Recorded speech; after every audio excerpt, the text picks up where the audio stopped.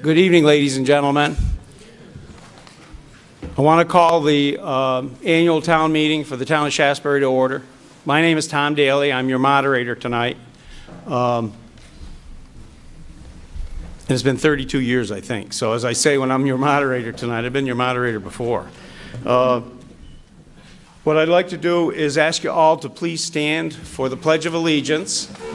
And we have the Girl Scouts who are going to, with their honor guard, bring up the flag. All right. Color guard, attention. They're already standing. Color guard, please advance.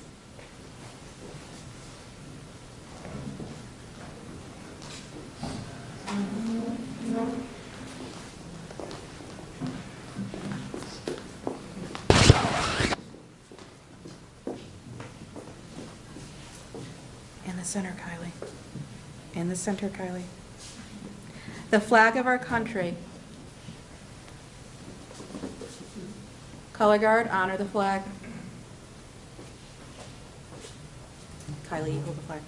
I pledge allegiance to the flag of the United States of America and to the republic for which it stands, one nation, under God, indivisible, with liberty and justice for all. Color guard, retreat.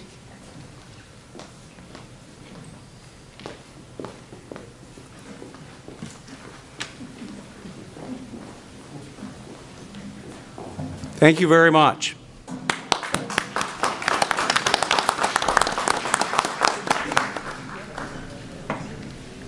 You know, it's usually when I talk about asking for a moment of silence,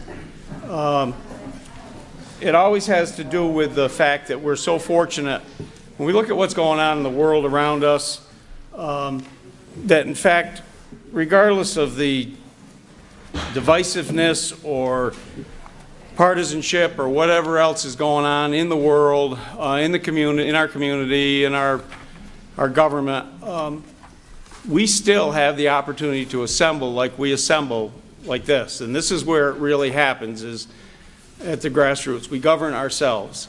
That's something that is near and dear to all of us. It's easy to get complacent and forget about it.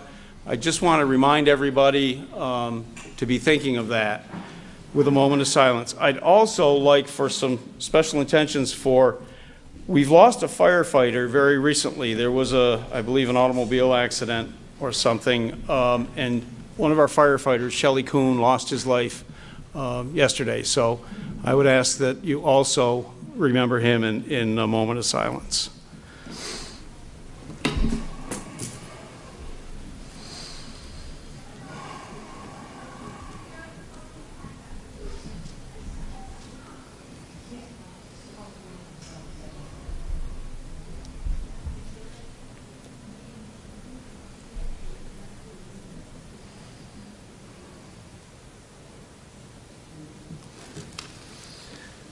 Thank you. The next item is going to be introductions. I'd like to start with our select board. Tim Scoggins, the chair, first here. Next to him is Art Whitman and then Tony Krulikowski. There are two more select board members, Ken Harrington and Joe Barber. Who's my next one? Joe Barber. Joe Barber. And they're not, obviously they're not present tonight. Town clerk is Marlene Hall in the back. I don't know if our treasurer is here, Melanie yes. Dexter. Reason that I want to go down through all of this, let me take just a break, is we're essentially a volunteer government. Again, how we govern ourselves, and most of these people labor tirelessly throughout the year without a whole lot of things. And I'm as guilty as anybody to forget to say thank you to them. This is one time of the year when their names can be spoken and we have an opportunity to say thank you to them. Our zoning administrator is Shelley Stiles. I don't know if she's here. Our DRB board, the Development Review Board, the chair is Tom Huncharek. and the members are Michael Biddy, Michael Day, and Chris Panesi. We have a Planning Commission, Chris Williams, Mike Foley, Mike Chianowski. Our road crew, foreman is Steve Washburn, and then the actual crew, Tim Gully, Ron Jennings, Kyle Legacy, Eric Sandquist, and Dave Worthington. Our fire department, led by our chief, Joe Vatigan, and all the volunteers, which are many, many. Our state rep, Alice Miller. And I'm not saying the names of all of our listers, auditors, trustees, justices, appointees, committee members, and a lot of other folks who help to keep our town running. I left someone out. Richard Bump is taking the minutes. He's usually here keeping an eye on making the notes so we know what we did. What I would like collectively is any of the town officers that are here, please stand up, because we'd like to give you a round of applause. And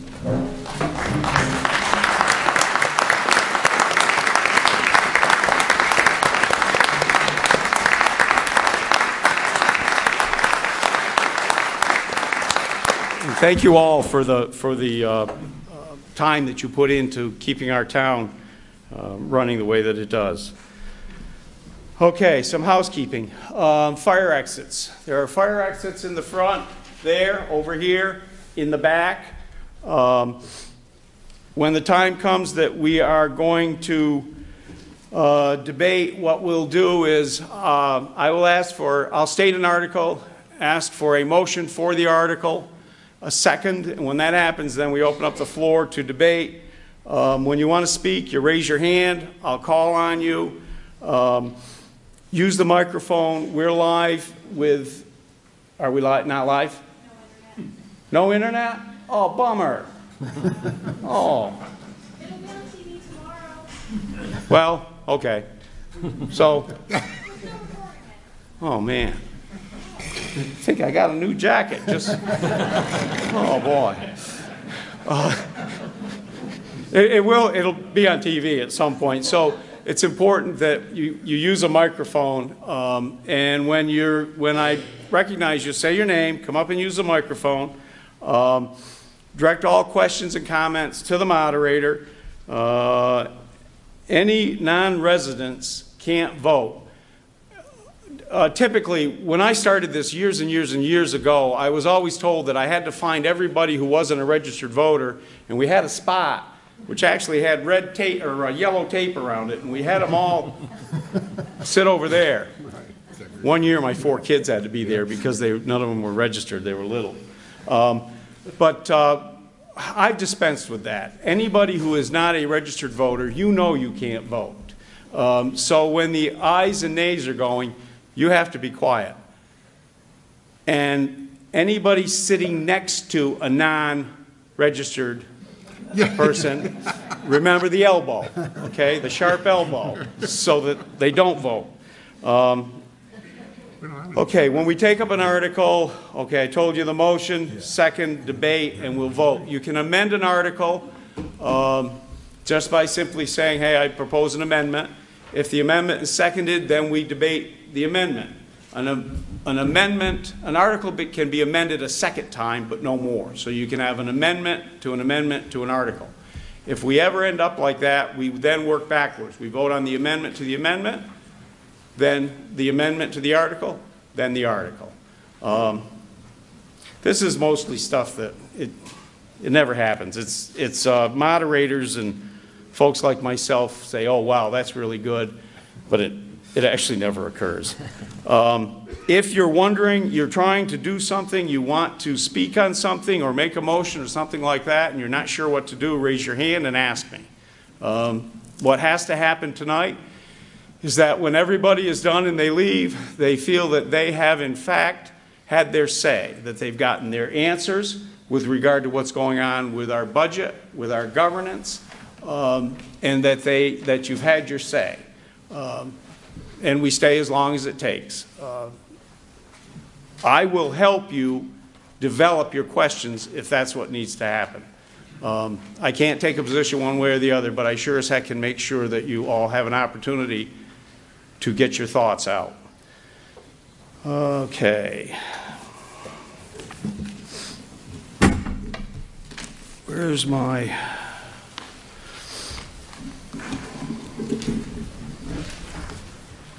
Well, I think where I am actually is, Down? I think it's time for the, no. Hold on a second. I get, on the floor. There we go. Okay. In our town report, there's a warning for today's meeting. Normally, I stand here and I read the warning, as many pages as it takes. In years past, what I've done is I've asked for a motion to dispense with the reading of the warning, and so I would entertain a motion if you all would like to have that happen. Motion's been made, and there's a second. Any discussion? The choices are I can stand here and read it all, or we can vote to dispense with the reading and then move on. You ready to vote? All those in favor of dispensing with the formal reading of the warning, please signify by saying aye. Aye. Any opposed? The ayes have it.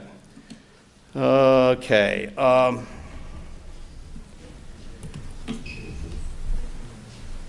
Alice Miller's report I have. So our representative is going to come up and speak. Come on up, Alice. She's always given a few minutes. Go ahead, 7 or 8 minutes. I have something to say before you sit down. There's one person you forgot when you were recognizing town officers and volunteers. I'm sorry, what?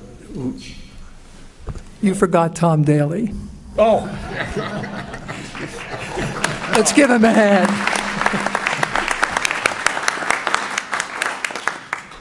Tom is sick tonight, too, and here he is holding the fort. It's been an incredible contribution to our town. Thank you, Tom. Thank you. You're welcome. I'm on the House Education Committee. I've been there for 4 years. I was there for 6 years when I first started in the legislature. This is what's happening in Montpelier. Not everything, but some.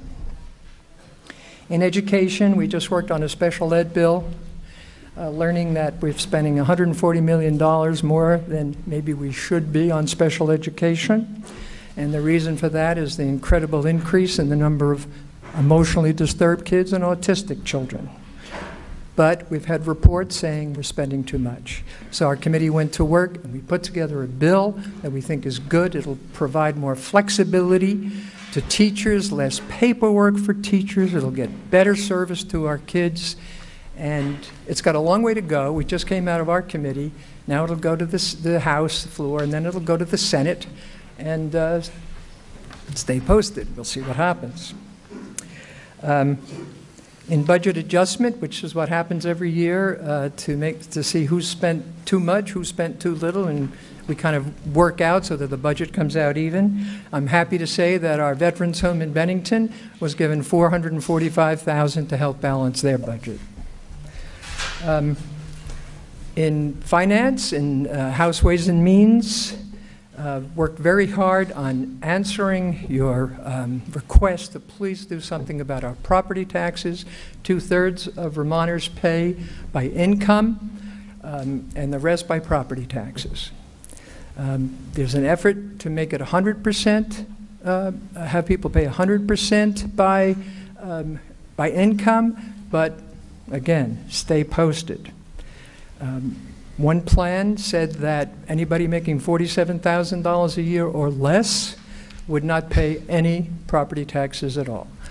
That has changed.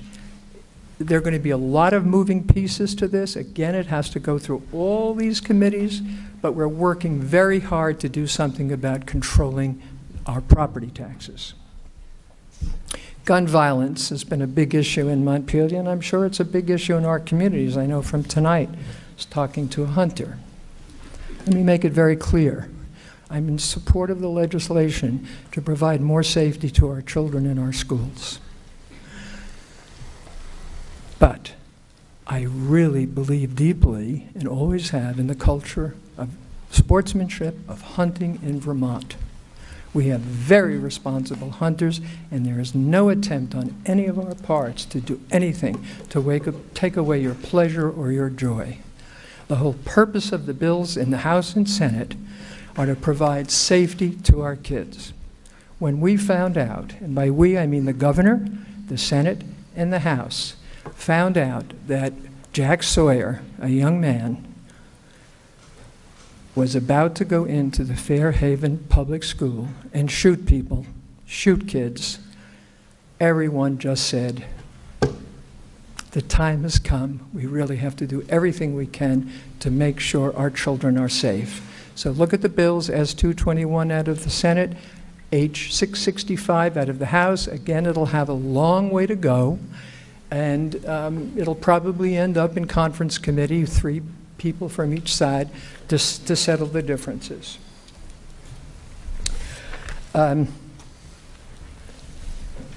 Seat belts. I'm cutting this short because Tom's looking at me. Seat belts were, people couldn't be stopped just because they didn't have their seat belts on. Now we've changed that. You must, if a policeman sees that you don't have your seatbelt on, you're going to get stopped and you're probably going to get a ticket. We had information, testimony that clearly showed that we could save a lot more lives and prevent people from terrible injuries in Vermont if we did that. So we're hopefully going to pass that law. I think I'm going to stop there and let you proceed with your town meeting. Thank you.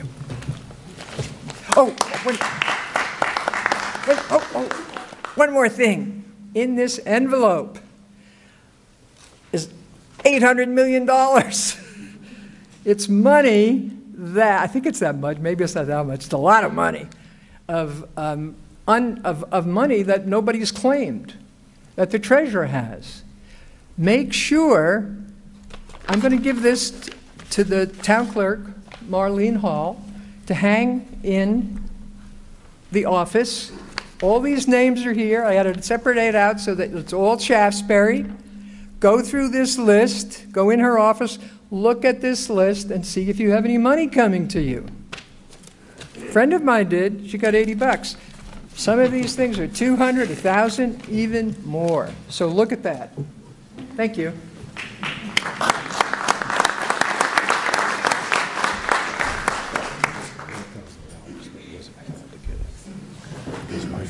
You took my notes.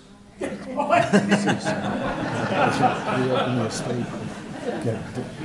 I did. Oh, Oh, more than that. probate is so slow. What else do you want? Boy, can you imagine if I had to wing it without that? Oh, he stole his With all the partisanship and everything like that going on, many times when I've had Alice up here, when we've gotten done, and as y'all might know, Alice is a Democrat, and I'm always supposed to maintain, be neutral. So there's been times that I have had Alice up here. Art, could you come up here, please? Alice, come here, please. And I've been partial because I've actually had times when I have given her a hug. Now, she is a Democrat. I had to find a Republican to hug also. This happened to be my brother-in-law.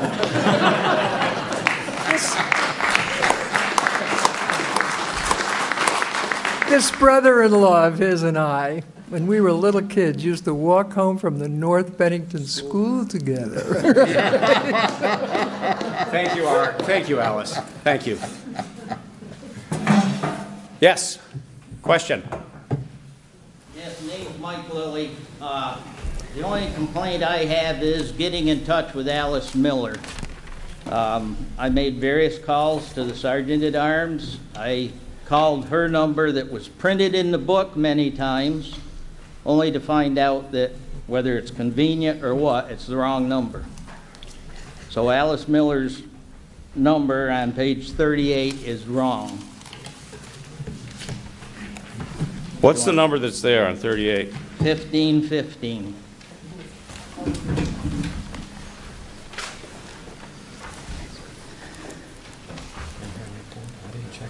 And while you're looking that up, I've tried for 2 years through the Sergeant at Arms to get in touch with Alice Miller, and no response, no return calls, no nothing. So I don't know how they vote on things in Montpelier without getting any input from their constituents and townspeople. Probably an appropriate, you got her here now. Yeah, that's so why I'm here tonight. Don't let her out through that door. That's why I'm here tonight. We've already had some discussion, but that's because she approached me. I wasn't going to approach her. Okay, well, now it's your turn. You're going to approach her Yep. by the time we get to the end. Yep. Yes, Alice. He's right. And I do apologize. I'm sorry. I was injured and I laid up for 12 days. Well, it's This vertebrae pushing on a root nerve, and oh my gosh, that hurt. So I am sorry. Yeah, last year I tried the same thing and I got no results. The Sergeant at Arms, That phone number is right. 1515 is right? Some little girl answers. I'm surprised she isn't upset with you by now. Here's my number on page 38, right at the bottom. Isn't it 1615, Yeah. Alice? That says one. Oh, you're right. I'm right. Michael, you're right twice tonight. Yes, I am. Apparently It's you don't call it. 1615. Sorry about that. Well, I It's did. my fault, I don't think. Somebody will get it right now that we brought it there. I won't go into detail what I was trying to contact you for, but you already know about that. Thank you, Michael. Okay, the next item we've got is going to be our select board report. Tim, you want to go ahead? Going to turn this so I can see what I'm talking about. We got Alice. Okay. Gosh, after all that frivolity, this is going to seem really boring. Our FY19 budget is up just a little bit, but we wanted to point out that for 4 years running now, this board and this administration has kept the line on spending as best we could, and our FY19 budget is only just a little bit above our FY16 budget, and the same is also true of the tax rate.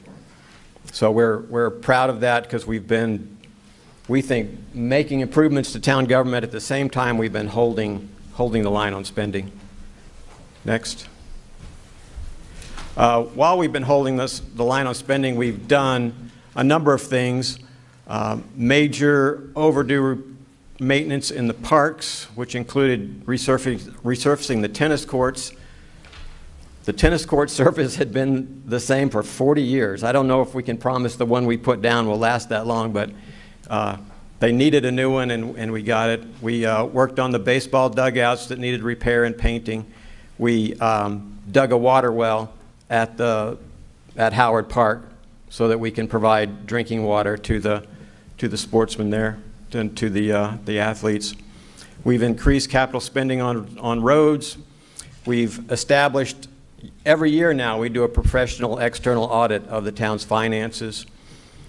We established an equipment reserve, and we're on track from now on when we need highway equipment, new trucks, new graders, that will come from money we've saved and not from debt.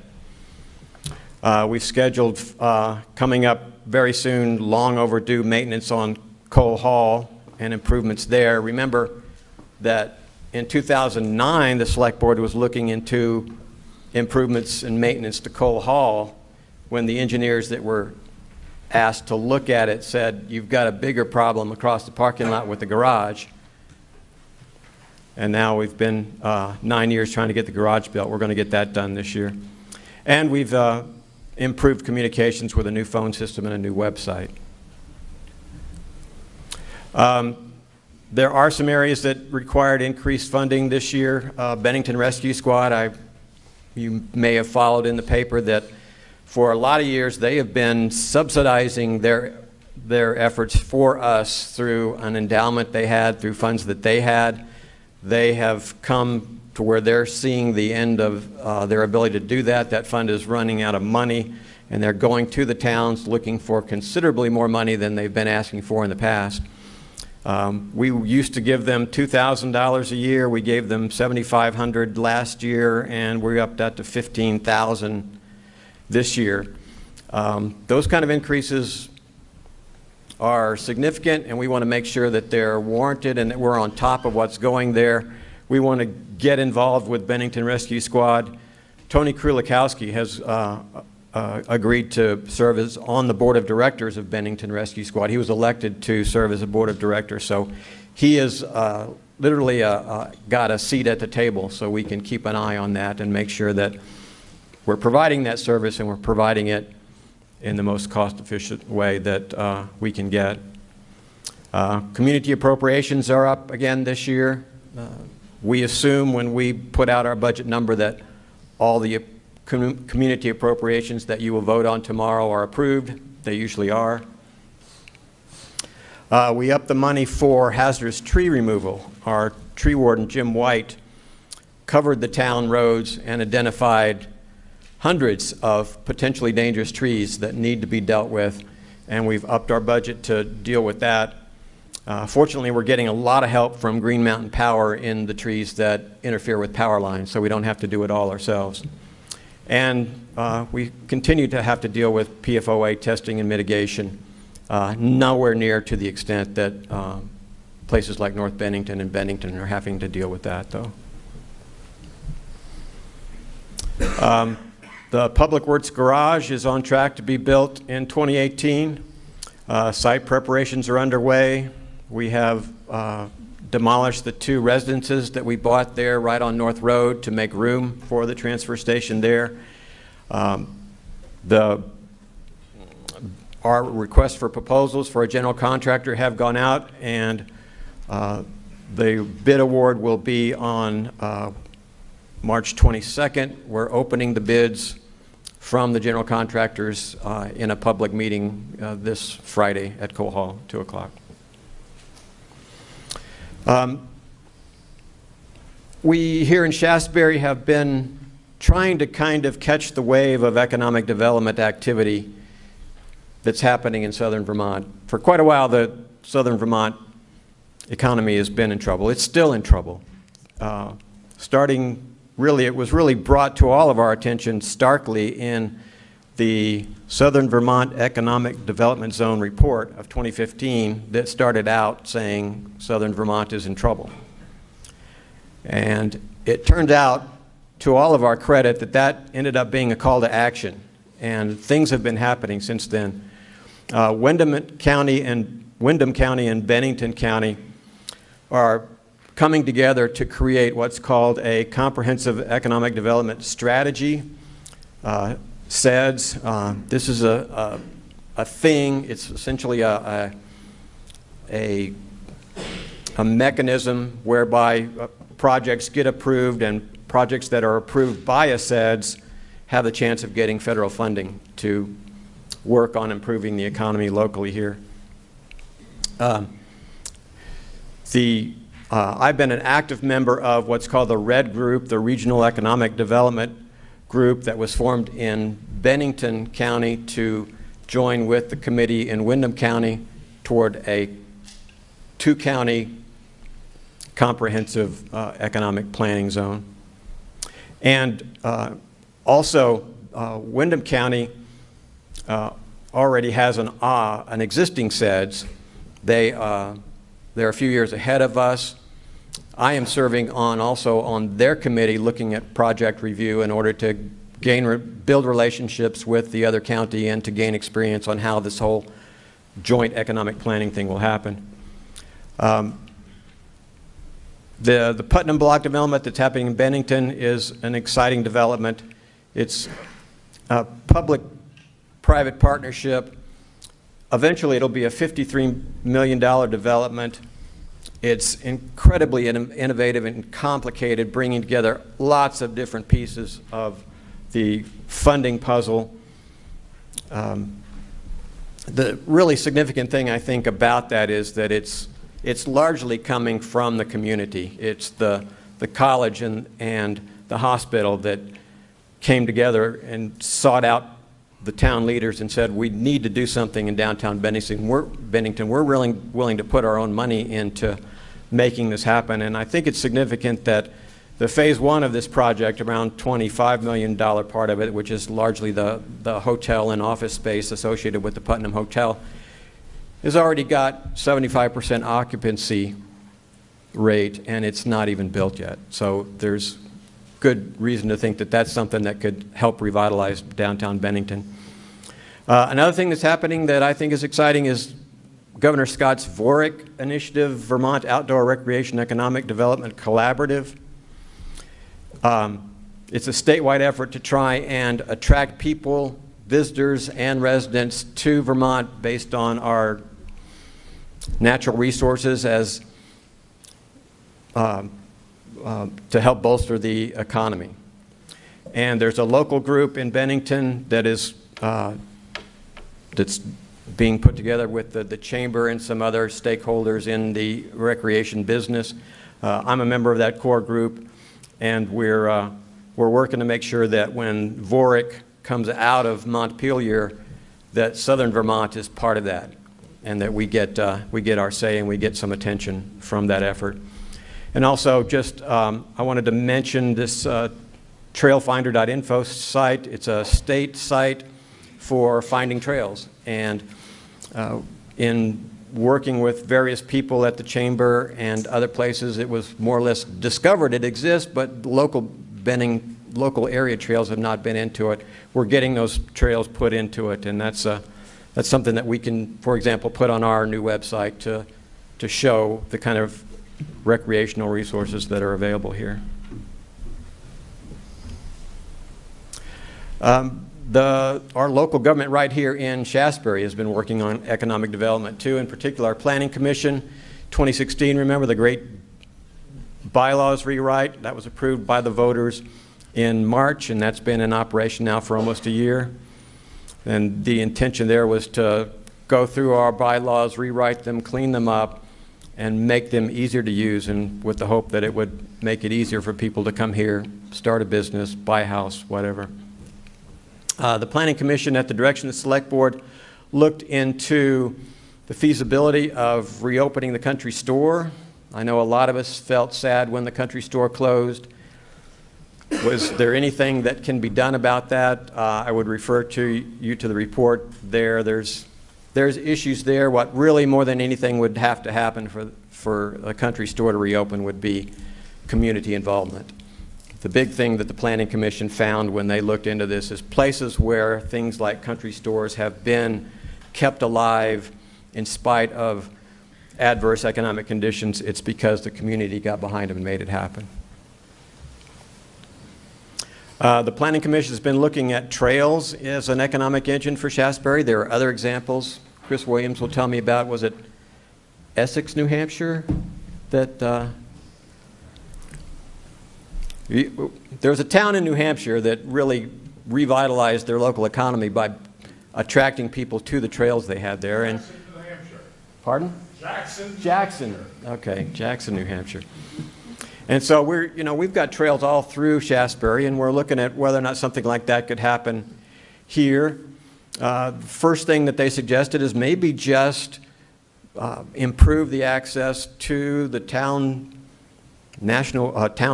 municipal forest. There's 60 acres of municipal forest just off of West Mountain Road. The Planning Commission, we all did a hike up there to take a look at it just to see what that was about. And asking the question, can promoting trails make Shaftsbury more attractive to visitors and residents? And we have redesigned our website to include a marketing section to attract visitors and residents to the area, where we can put things like, if we do develop trails, we can put things like the Trail Finder site to there, so people can look at Shaftsbury and see, what kind of reasons they might have for wanting to move here. And that's my budget report. Are there any questions? Alan. Talking about trails, we need a trail from Shaftsbury to Glastonbury to the fire tower. It's on a map someplace. There's no map I've ever seen show to get to the fire tower, since we had to go up through Woodford along the long trail to get to it. If there was someplace out of Glastonbury that was easy to get to, people like hiking the fire towers. Yeah, I've always, since I came to the area, the fact that the Appalachian Trail, which is such a well-known thing, is so close by. Yeah, I thought myself, the idea that you can hike from your yard to the Appalachian Trail through Glastonbury, the trail you're talking about. Is there a trail? There is a trail, yes. Is it easy to find? No, no, and it's not a public trail, and that's part of the debate that the Planning Commission and the Select Board is having about this, is how far can we go with this? Right now, they're trails, they're known to the people whose land they're on and their neighbors, and people allow their neighbors to hike on them freely.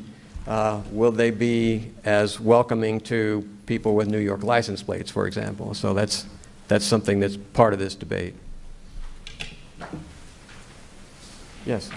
Is there a map of the trails here in Shaftsbury? Yeah, no. The only known map is at the chocolate barn. Sue Hancharik has it. She's shown it to me, but she won't let me walk out with it. Actually, no, she's shown it to me. But again, it shows old logging roads, and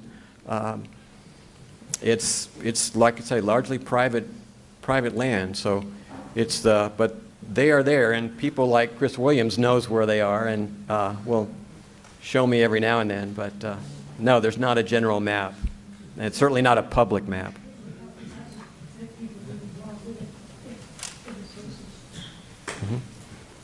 You mentioned about the new garage. Who's paying to tear down all the old buildings there? And where is the salt farm going, and how much is that costing?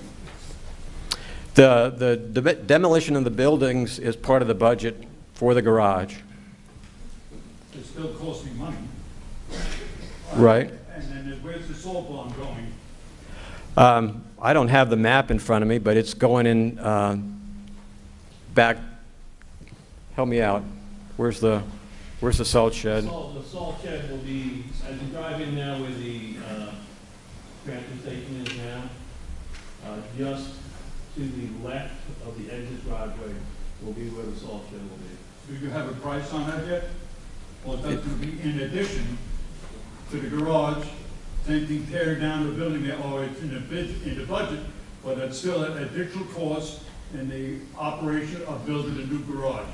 No, all of that is in the budget for the garage.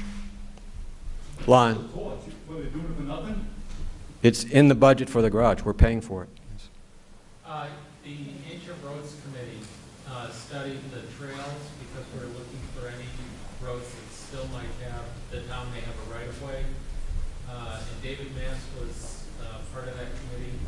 And we collected a number of maps that show the kinds of trails that you're talking about. So if you went back to the records of the Ancient Roads Committee, I think you're going to find some of the trails that you say don't exist on any sort of map. Okay, good. So that's something to look at. Thank you. Yeah, I'll look into that. All right, Tom. Okay. Thank you, Tim.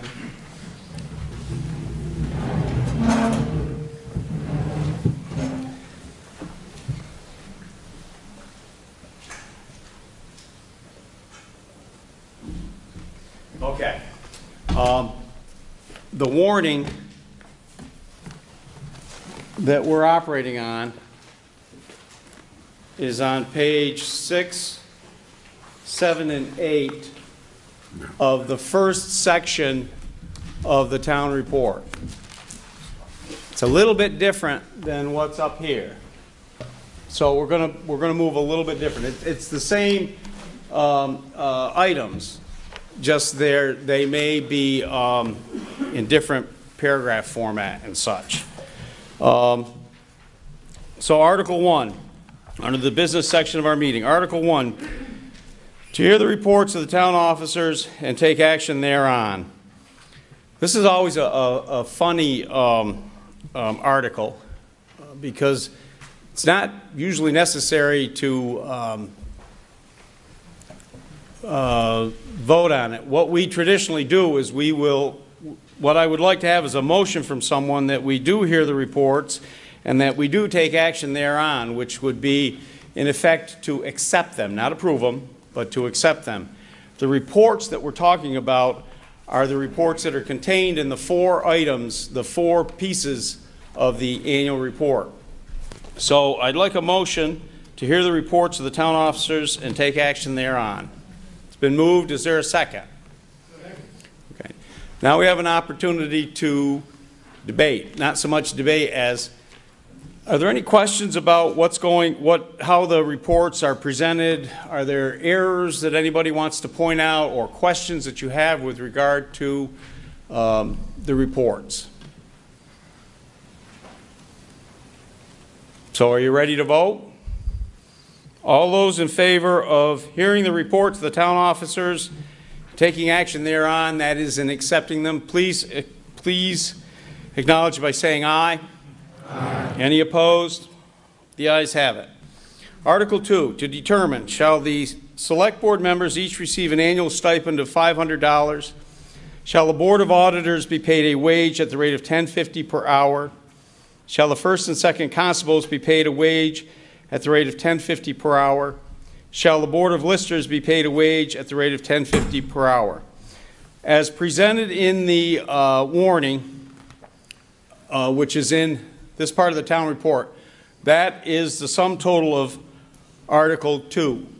We can either move it as a single article, or it can be parsed down, separated down into going A, B, C, or D. You'd like to do it as a combined article, a second? Got a second? Any opposed? Just for discussion? Yes. Yeah, I would like to separate out A. I think that the select board, even if it's a nominal amount, an increase of $100, we used to give our select board members the same amount that we gave the school directors, which was $800. And one member, we went through a very difficult economic time back in 2008, I think it was. Okay. What I've got is I've got a motion that was made and seconded to treat it as a single article. You've requested that we not do that. Would the person that seconded and the person that made the motion be willing to withdraw the motion to parse it out, to separate this out? Withdraw the motion. And the person that seconded it? She could just amend the motion. Who was the one that seconded it? I did. Are you okay with it? If we just go back to where we are? I think we should go forward with the motion. If she'd like to amend the one item, I think that's the way to do it and get it over with. You know, she can amend A to $800. Well, I was going to suggest $600. $600. We didn't get paid for that. All right, let me go backwards then. Restate the motion and the second. Karen, would you come to the microphone, please? Yes. My point, I couldn't do this when I was on the select board. We did, as a select board, we chose to reduce the amount that was paid to select board members, again, during a really tough time. It's not that times are fantastic, they're better now, and I just think that as a town, we ought to recognize the kind of work that these select board members do. There are innumerable hours that you put in day and night, and even if it's just a nominal amount, I think they deserve to have an increase and have that recognized. So you would like to amend this article for A to be compensating select board members a stipend of how much? It's currently $500 proposed. How about $650? You know, I would be open, but I just think it's something we ought to do. How does $650 sound? Huh? Okay, do I have a second for that? Second's been made, okay. Currently before us we've got an amendment that has been made that we're going to compensate the select board $650 annual stipend. How about some discussion? Debate? Do you want to vote on it? I have a question. Yes. I don't know if this applies to stipends, but I know that there's an over $600 you have to leave it on your taxes or be taxed through. Would that apply to the stipend? I didn't hear that. Then I think Do we it's have to pay reasonable. taxes on that? It's over $600. But below 600, isn't that? No. You report a 1099 to show you paid people more than $600, but everything from zero on up is subject to income tax. I just wanted to make sure we were putting that in. Oh, yeah. Okay. Puts you right in a whole other tax bracket. All those in favor of, we're voting on the amendment of amending the article that the select board members each receive an annual stipend of $650, please signify by saying aye. Aye. Any opposed? The ayes have it. We're back to our main motion, which consists of A, B, C, and D. Any discussion? Questions, amendments? And what we're dealing with is the Board of Auditors being paid a wage of $10.50 an hour, first and second constables a wage of $10.50 an hour, and the Board of Listers being paid a wage at the rate of $10.50 per hour. Are you ready to vote on it? Holly. Yes. Holly? I just would like clarification on something. Mm-hmm. I'm not sure if this is just. You got to come up. Could you come up to the microphone, please? Hi, I'm Holly Van, and I would like clarification of which personnel policy we are operating under. We have an old one, and we have one that's in legal review. So there's The old policy is currently in effect. The select board voted to approve the new personnel policy pending legal review, which has occurred but has not been revoted on. So the old policy stands. Okay. Under section 22, number 1, elected officials are exempt from health care, but Can you step up to the mic? Yes. Sorry. However, on page 6 of Appendix B, the Select Board is treating the position of the elected town clerk like an employee by putting increased salary and health insurance in the budget as line items rather than part of the Article 2 in the warning. Oh, can I ask you to hold that question until we get to Article 3, the budget? Okay, thank you. Okay, thank you. So we're still on Article 2, compensation. Any other questions, concerns? You ready to vote? All those in favor of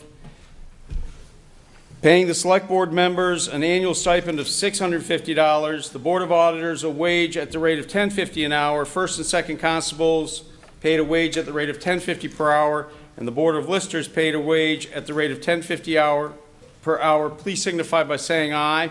Aye. Any opposed? The ayes have it. Article 3. Shall the town authorize collection of taxes on real or personal property by its treasurer, which are due in hand on or before Friday, November 8th at 5 p.m., or likewise postmarked no later than Friday, November 9th, 2018. I don't know if I misspoke. Friday, November 9th is both of the dates. I would entertain a motion in that effect. Motion's made. Do I have a second? Any questions or concerns or discussion about when we're going to be collecting taxes? You ready to vote on that? All those in favor of the town authorizing collection of taxes by the treasurer, which are due in hand or on or before Friday, November 9th at 5 p.m., or likewise postmarked no later than Friday, November 9th, 2018, please signify by saying aye. Aye. Any opposed? The ayes have it. Excuse me. Article 4. Shall the town appropriate the sum of $1,900,300 to defray the town's general and highway expenses for fiscal year 2019, the amount of such sum to be raised by property taxes and to be reduced by non-tax revenues and reserve funds. This is the budget vote. I need a motion in that effect. Do I have a motion? So moved. Motion's been made. Do I have a second? And I have a second. Okay. The figure's $1,900,300. If you take a look at financial statements, Appendix B, what we're talking about is on page 3 through 15. If you look at the top of page 15, you'll see that figure in the middle column, $1,900,300. What is below that are the ballot items tomorrow, which results in, you can see, $1,975,960. What we're voting on tonight has nothing to do with those. We're voting on the total budget amount of $1,900,300. Okay. Questions? Please come up to the mic. Karen? Will we have to add $250 for the select board? I don't want to lose after Well, we have 5 members, right? It's true, 5 times 150 is 750. 750. So you have to add 750.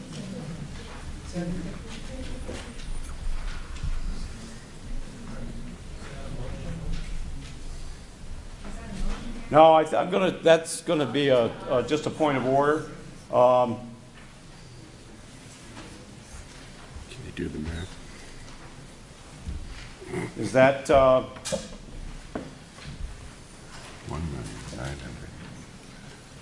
1,901,050?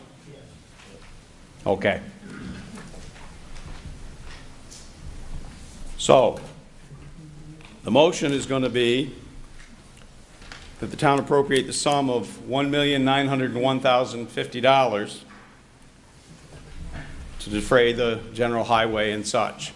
Who made that motion?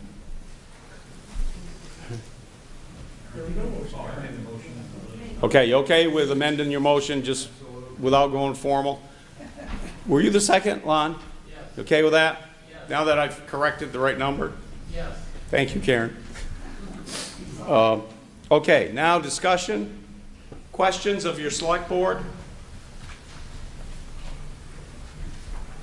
Yes, Holly. I'm just, Can you come back up to the mic, please? get really close to it.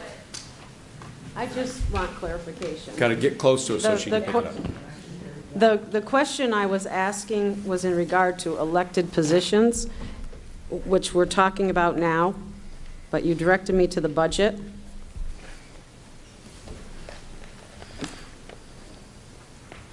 You had reached a point where you had asked about the What personnel policy? personnel policy, and they identified the one that's in effect now. Right. You had read from it saying that Elected officials shall not be covered by insurance. by that policy. And we're talking about elected positions here. I'm sorry, I need to back you up. Please Okay. bear with me. The policy, what does the policy state that you've raised? The personnel policy is in regards to what employees shall receive, not, and it very clearly states it doesn't apply to elected officials. Okay. Yes, the policy says the personnel policy does not apply to elected officials. Shall not receive benefits. No, it does not say that. It says the personnel policy does not apply to elected officials. It does not prohibit giving elected officials. Individuals covered. Except as provided elsewhere in this document, these policies and procedures cover all regular full-time and part-time, temporary, and probationary employees of the town of Shaftsbury. These policies and procedures shall not cover the following, and the first one is elected officials. All right, what part of that policy or procedure are you raising? Well, because we have the elected officials are set to be insured. An elected official is set to be insured within the budget. Yes, the policy. Okay. And so if, again, please bear with me. Mm-hmm. So somewhere in that policy, you're saying that it's forbidden. Can you read in there where it says that an elected official can't have health insurance?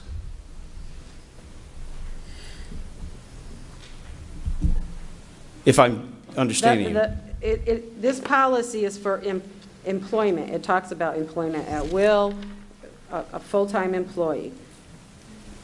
But all the policy, it's directed at employees, Yep. not elected officials. Okay. Elected officials shall not receive employee benefits. Okay.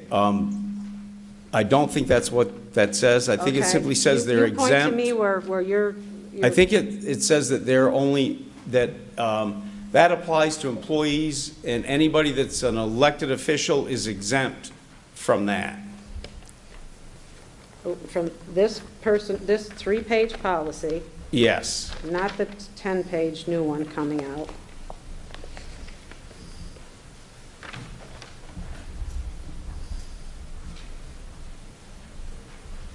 Can you point to a part of the budget? Yes. And on page 6 of Appendix B, the elected official is being treated like an employee by putting increased salary and health insurance in the budget as a line item rather than part of Article 2 on the warning. Why? Tim, do you want to address that?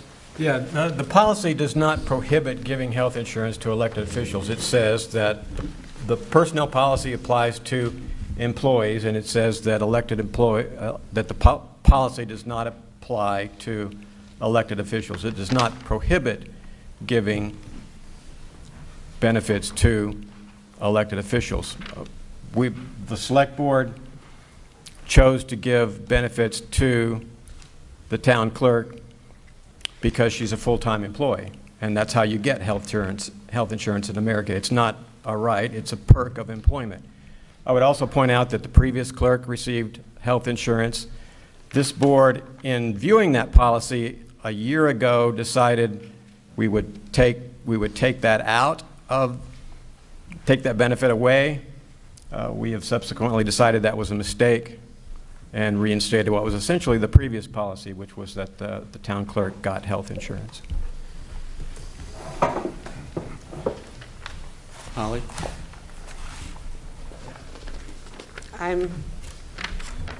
So we're elected officials that are employees of the townspeople are going to receive benefits through our town specific to employees.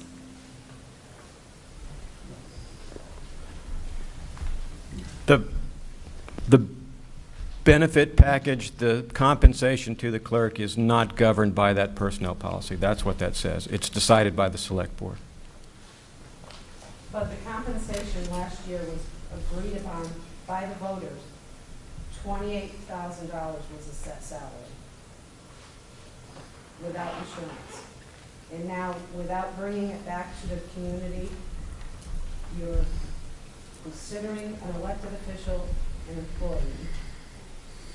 That's They are bringing it back. It's in the budget. It's on page 6. So it's in the budget. So tonight is when it's being presented to the townspeople to act on it one way or the other. Something that can happen here, if somebody wants to, and I'm not suggesting this, but if somebody wants to amend the budget, for instance, to pick on a certain line item and say, hey, the bank or the office equipment leases are $3,000. I don't like that. I don't want you doing that.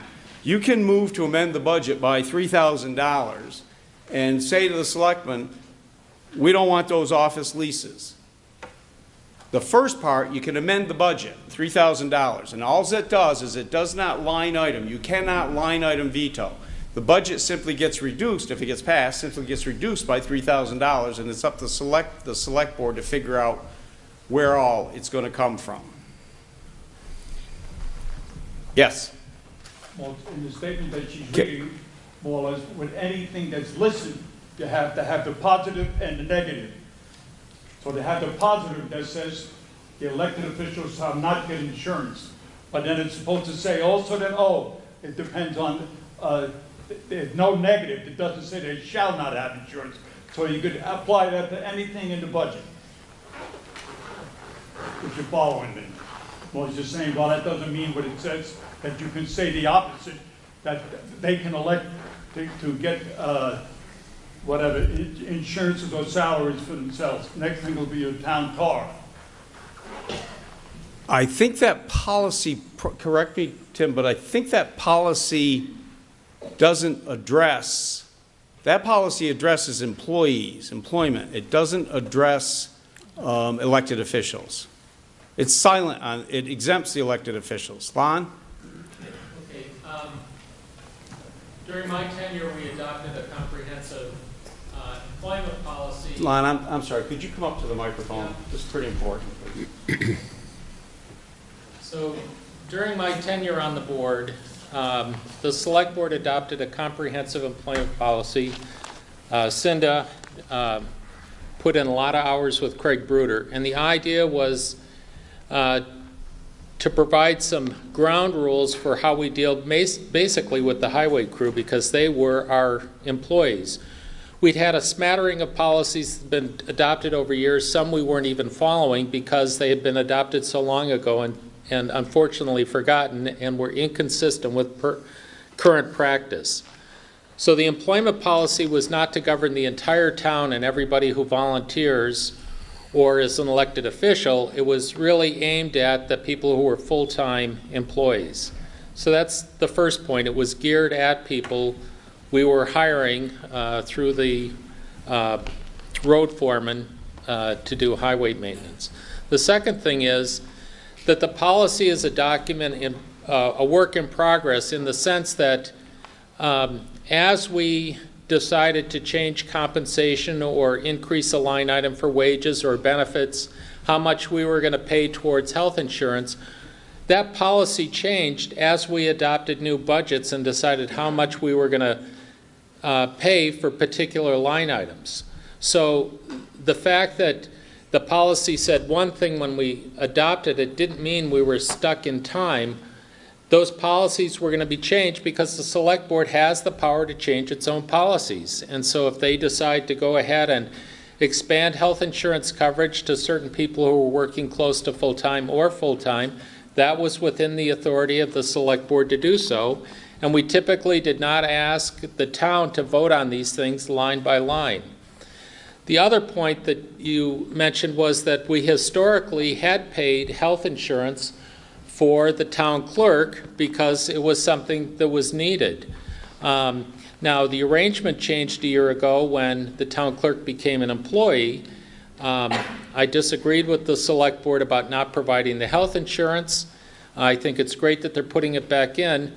For one thing, it's going to encourage qualified candidates to come forward and run for the office because it's something that we need. If we're expecting a healthy workforce, we've got to provide them with insurance so they can get the health care that they need. But I like the idea that we're now paying them a wage, but the point is it's within the authority of the select board to offer that benefit if it's in the best interests of the town. And so I don't think they're violating any policy if they decide to extend that coverage. So I just want to provide a little history of how we got to this point in time. Thank you, Lon. Tom, I'd like to make a comment. Go ahead, Art. The hours that the town clerk is putting in is more than what it was in the past. Because she's staying open some evenings to make it available for people to come in, she's up to 35 hours, which is by, if the state considers 35 hours a week as a full-time employee. We checked with VLTC, and yes, she is elected, but she could be considered an employee of the town at 35 hours a week. So we have checked with VLTC on this. Okay. Mert? I'm Merton Snow. I'm an elected official. I've been really confused reading articles and listening to discussions. An employee is someone you hire, not elected.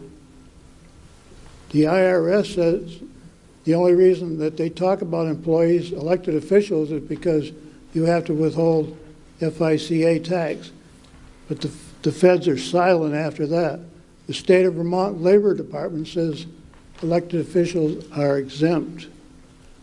And I think we're getting on a slippery slope. You didn't hire an elected official. You're not supposed to be telling them what to do. You're not supposed to be telling them what hours they keep. We're doing everything that we should be doing, I think, in calling elected officials employees. My office is open at least 35 hours a week. You can ask my neighbors that. So that means I could go before the board and get insurance. You could ask for it. I don't plan on it, but I could, and we may have others that will expand their hours so that they can be considered for insurance. And guess who's going to pay for that insurance? Out of your own pockets. Mm-hmm. So I yes, think, based on the discussion, I think that's correct. that ought to be looked into very carefully before we finalize our policy. Yes.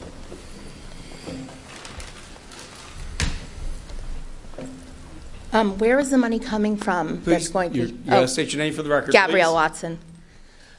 My understanding from what I've read in the banner and talking to some people is that a lot of the cost of her health insurance and her wages is coming from income of things that she's doing in the town office. Is that correct? Absolutely.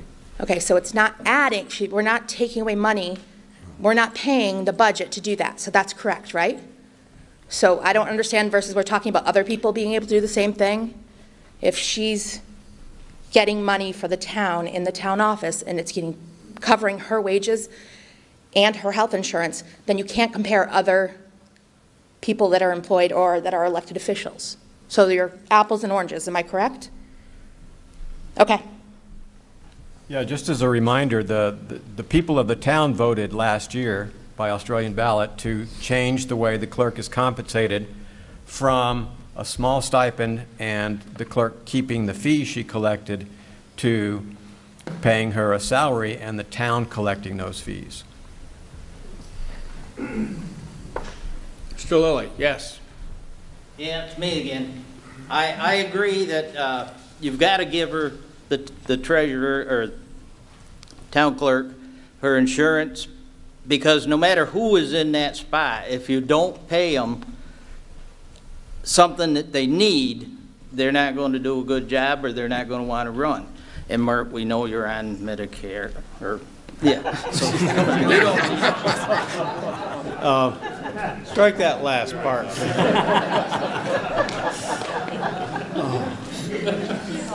Yes, Karen. You know, I pulled out from the archives. I'm a paper saver, to the bane of my husband's. And when back in 2005, we were talking about health insurance and the town clerk and the fees. And at that time, I got a copy from the treasurer's handbook in the area, and most of the larger towns in the whole community offered health insurance to their town clerk. I think we really ought to all think about the first person we see when we walk into the town hall, when we first move into a town, when we get married, when we have a child, when someone dies and we need a death certificate, or we have to figure out where to bury someone. It is the town clerk. She is, or he in the future, is the face of this town.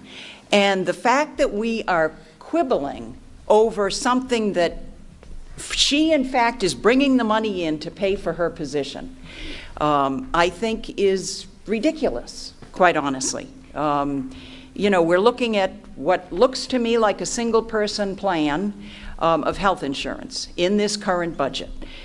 Yes, you have put in $4,000 towards a deductible.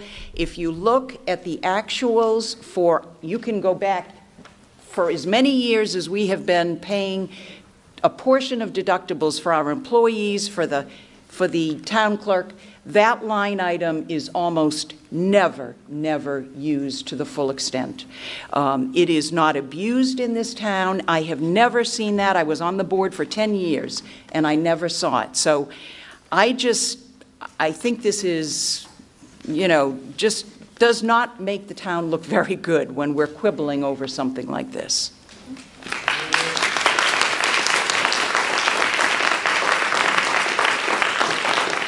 Bert. Well, we're talking about fees, which I don't think they even enters into this whole discussion. I get a fee. I've collected $5.3 million for the town over the years, so I think I should be entitled to insurance. We're talking about the budget. We can, I don't want to get too far afield from it. Holly, yes? Just want to make one point. I don't begrudge anybody health care insurance.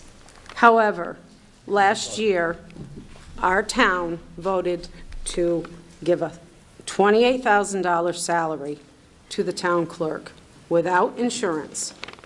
Now, it is true, fees are collected, but the position of the treasurer, or the town clerk, has moved from $28,000 to $43,298. As you say, there's fees collected, $41,000 worth. The town, when you moved from collection of fees to a salary, could have been relieved some, even if it's minimal in your eyes, tax burden. What we're doing is giving the tax relief back to an office without asking the townspeople if they would like to support it. That's my point.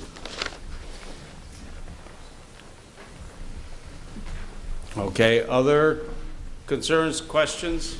Yep, up to the microphone, please. Terry Stacy. I'm not against insurance for anybody, but I believe you, Tom, would know better than I remember. Back a lot of years ago, I think we voted on this right here in this floor about elected officials not getting insurance. We voted on it. So if you're going to take that away, you need to amend it. Back when my mother was alive, I remember it going on, had a big controversy over it. And it was because of the hours of the elected officials at that point. And I think when... You would know the date better than I would. Oh boy, don't... I'm getting old. My memory's certainly not that good. But the idea of the townspeople having an opportunity, that's tonight. It's being presented to essentially, if that's the case, to make a change. Yep. Yes, and that's what's happening again tonight.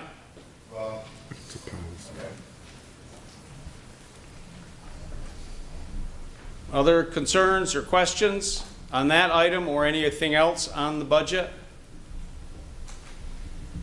Yes, sir. Mr. I Lilly. do believe that maybe back in the older days, they didn't have as many hours as there is nowadays. There's a lot of hours put into it, even performing weddings at times.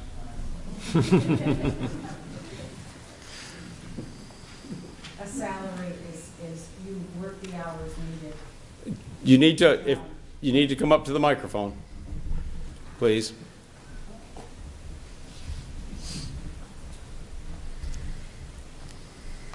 When granted a salary, an elected official makes their own hours. This position has had hours in the amount of 25 for the past year. You work, you fit the needs of your community, you reach out at day, noon, night. Maybe not when you have your 25 hours for community, but that's part of the job. Tim, do you want to address the hours?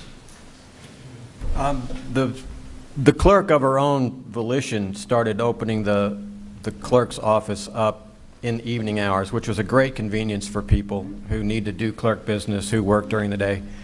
We saw this as an opportunity to increase that. We would encourage the clerk and to do that.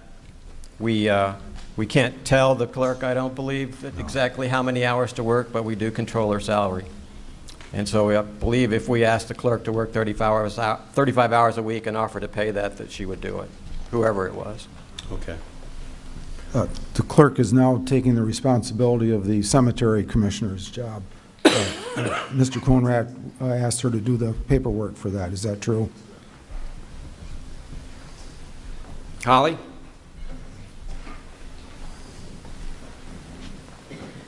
That happened to be an employment opportunity for the town. I was told there were 4. The obligation was 3 plus or minus hours a week. Maybe it's changed, adding 7 to 10 hours to come to the threshold of the 35. The duties are recording the death certificates, filing important information, but it was mingled into the duties. They put the duties where they belonged.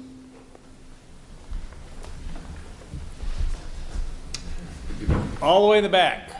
I'd like to call a question on this budget item. Do I have a second?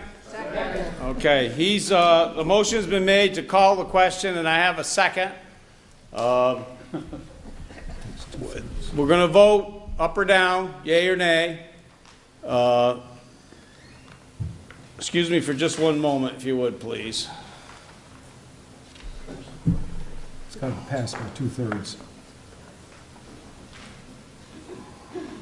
Okay, it's not a debatable motion.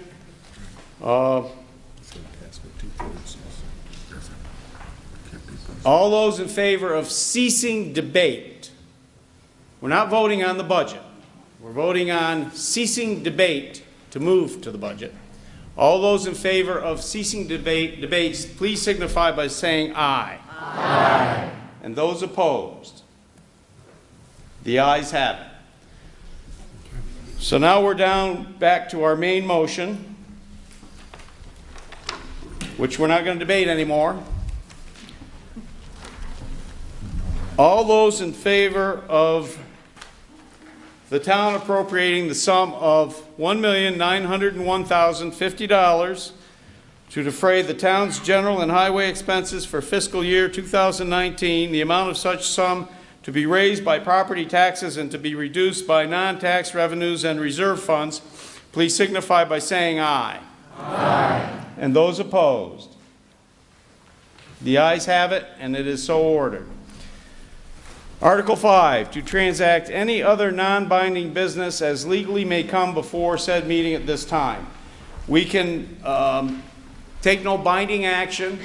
The floor is open for proposals, for questions with the select board, so on and such. Also, I have we can do this before or after this. I have a couple of comments about what's on the ballot tomorrow. Okay. If you've got questions, our select board chair has a bit of a presentation for the ballot articles tomorrow. I don't want to cut anybody off because his presentation might get made by people asking questions about stuff tomorrow. Yes? Can you come to the microphone, please?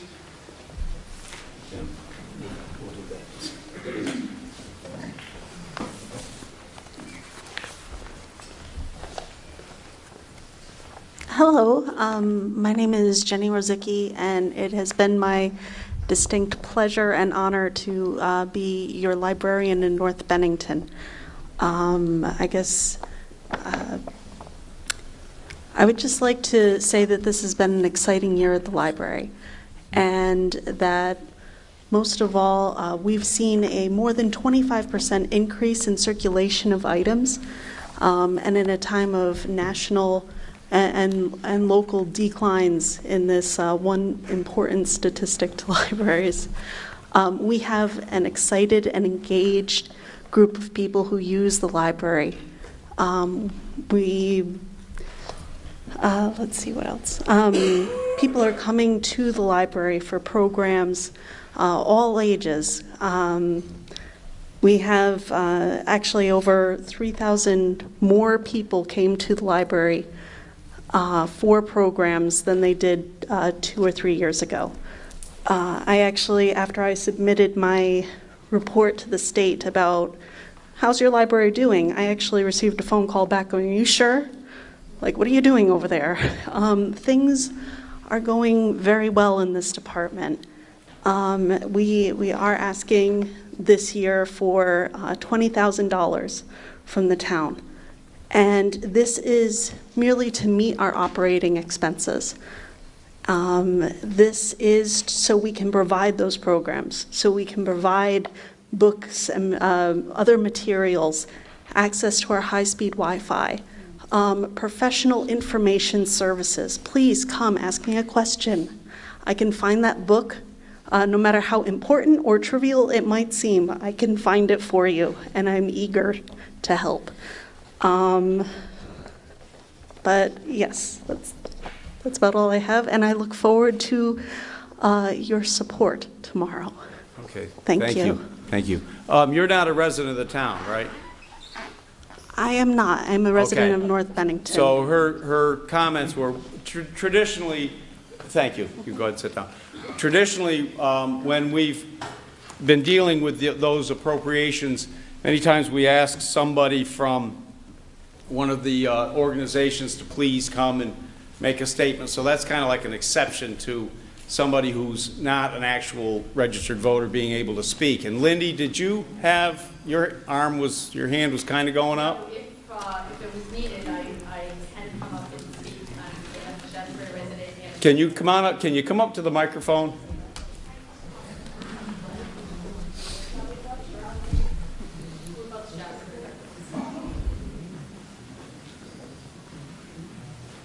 And you are a Shaftsbury resident. Yes, Lindy Lynch, Shaftsbury resident, and been on the board of the McCullough Library. And I just wanted to reiterate, I know that does look like a big number, a little bit shocking. We did do a presentation to the selectors, and we decided to go forward after going with that number, after going to North Bennington and to the town. They're each giving us $24,000. The library is doing a great service. And I just wanted to tally on that comment about the rescue squad. We know we cannot keep dipping into our endowment either. So I encourage everyone, and we have a great fundraising plan, and you, our children's librarian, is doing great stuff. Would you like to? Yes, I'm Nicole Hall. I am the Children's Librarian at the John G. McCullough Free Library, and we are doing so many wonderful programs. Please tell everybody about it, bring everyone down, and we are seeing tons of numbers as far as our weekly story hour. We're seeing 5 to 10 families just on our Saturday morning story hour every week. We meet with the local Head Start and all the area local daycares, providing books and story hours and services to them as well. And we did our big solar eclipse event this summer, bringing in over 3,000 people to North Bennington, and that's after giving out some of our glasses to some of the area local libraries as well, because we didn't want to be flooded with so many people. We did the Polar Express event, which next year will be being put into a much larger venue, because we literally packed the kids, the parents, grandparents, where everyone was sitting on the floor. Santa was there reading stories. It was a very, very exciting time. So next year, we hope to see everybody there, bringing someone or just coming to enjoy the festive year. And hopefully have a train. So we are asking for a lot, but we feel it's very well deserved. We need to keep the doors open and supplying this wonderful gem. Shaftsbury doesn't have a library, and as Jenny said, we do have a third of our people are Shaftsbury folks that are using that library. So I encourage you tomorrow to give us the support that we so need. And in addition to that, the board is actively working on a fundraising plan. We're not just asking you to give us the check and the funding as the other. We are working on the Friends of the Library are raising funds through the book sales. We're having a dinner at Pangea, a full course dinner, and they're going to be donating back the proceeds to us. So we have a full fundraising plan in addition. Thank you. Thank you. Great, thank you.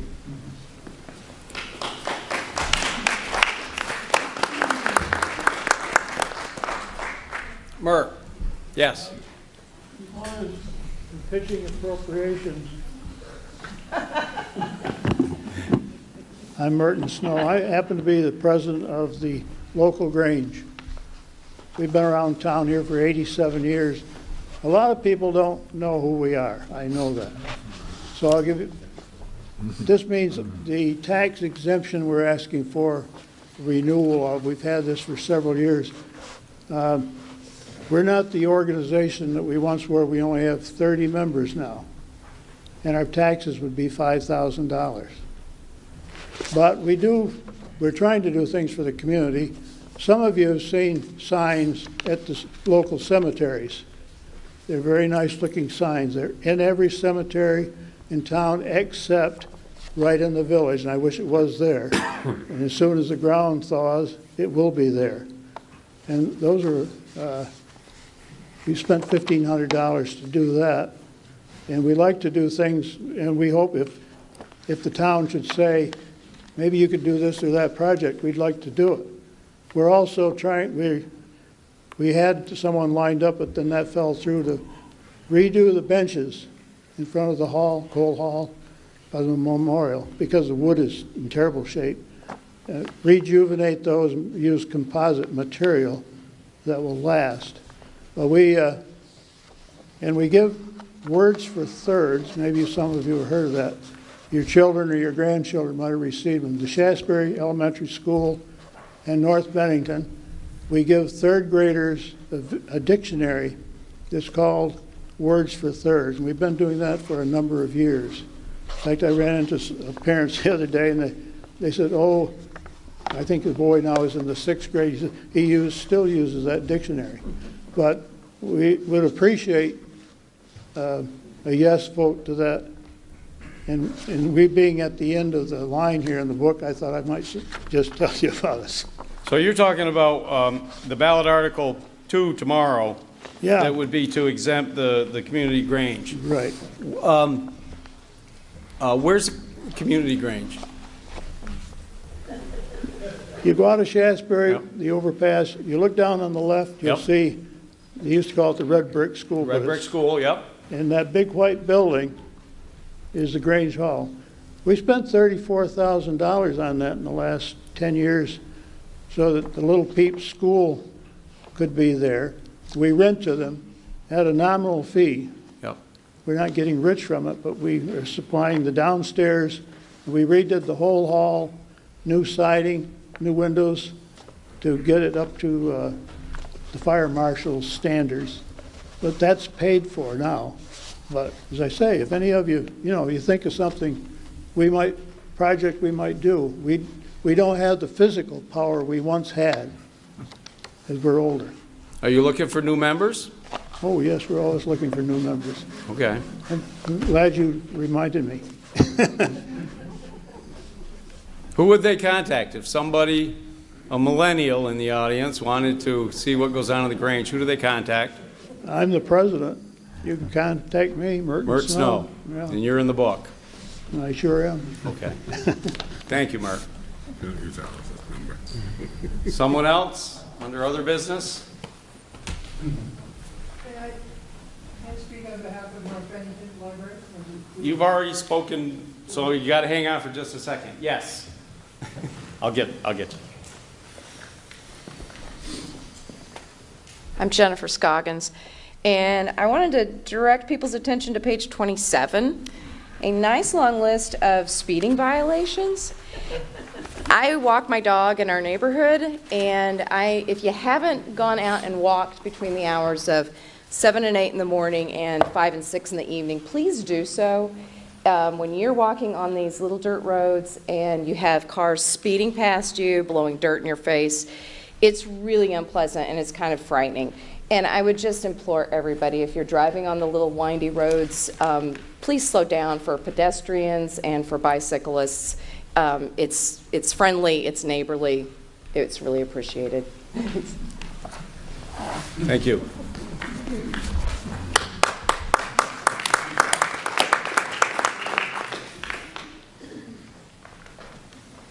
Is there somebody else? If there is anybody else, it's going to be Alice. Got somebody over here. Yes, sir.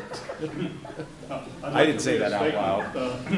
I'd like to read a statement, if it's allowed under legal business, that will affect everybody. Use the microphone. Yep, come up. Can you come up to the mic, please?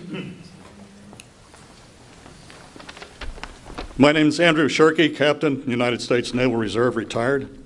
The statement I'm about to read involves national security, which will affect everybody, including people of Shaftsbury.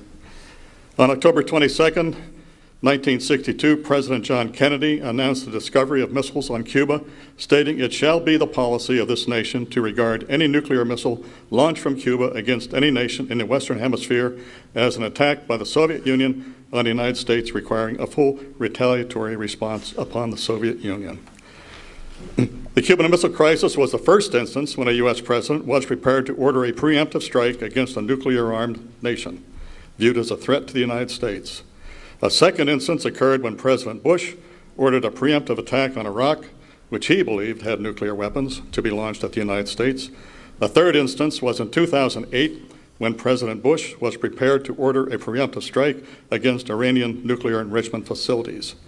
Each of the above facilities represents the failure of the policy of deterring a nuclear-armed country from carrying out a nuclear attack on the United States.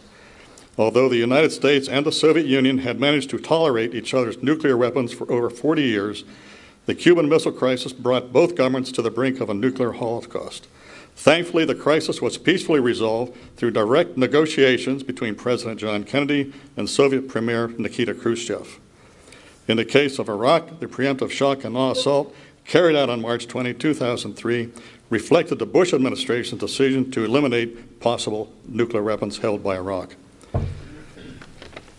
Currently, Secretary of Defense James Mattis and the Chairman of the Joint Chiefs of Staff, General Joseph Dunford, the greatest threat to U.S. national security is the ongoing development and testing of nuclear weapons and long-range missiles by North Korea. Although both of these top military officers have argued forcefully for using diplomacy to address Kim Jong-un's nuclear ambitions, the military is quietly preparing, source New York Times, edition January 14, 2018, for a preemptive war they hope will never come. On January the 24th, 2017, House Bill H-669 and Senate Bill S-200 were introduced concurrently and were immediately remanded to the respective Foreign Relations Committees. The purpose of both bills was to prohibit President Trump from authorizing a preemptive nuclear strike. It is imperative that our congressional delegation hears from us, urging them to do whatever is necessary to bring both bills to the floor for a vote. Signed, Andrew Shirkey, Will Miller, Green Mountain Chapter, Veterans for Peace. Thank you, sir. Thank you.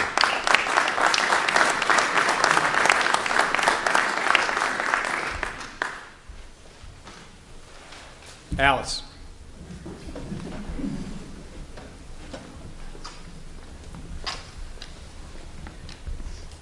%78 of both parents work in Vermont. The most dangerous time for our children is between the hours of 3 and 5 p.m. Libraries are our safe haven for our children. North Bennington was that for me. I was raised by a single mom when my dad died in my youth. I spent afternoon after afternoon in the North Bennington Library. I strongly recommend we support that for our kids, especially today with the problem we have with drugs. Thank you, Alice.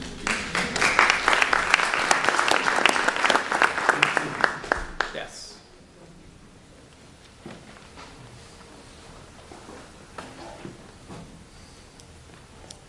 Hello, I'm Lynn Sternberg, and I'm here with a group of Shaftsbury residents who we have worked on the 350 Vermont resolution for renewable energy. And we were happy that with joint efforts, we were able to gather more than 180 signatures from Vermont residents with the required 154 signatures. So that indicates that people really are eager to see change with renewables. And tonight, we have 5 Shaftsbury residents who have very authentic experiences with this issue. And they have agreed to take a little bit of their time to come before you and share their experiences. And we have, the first person is Brad Peacock, who would like to speak. And afterwards, we have the person of, I know these names, but I haven't that familiar with them. He is Bill Christian. Yes, thank you, Bill. And Bill is an engineer in economic development.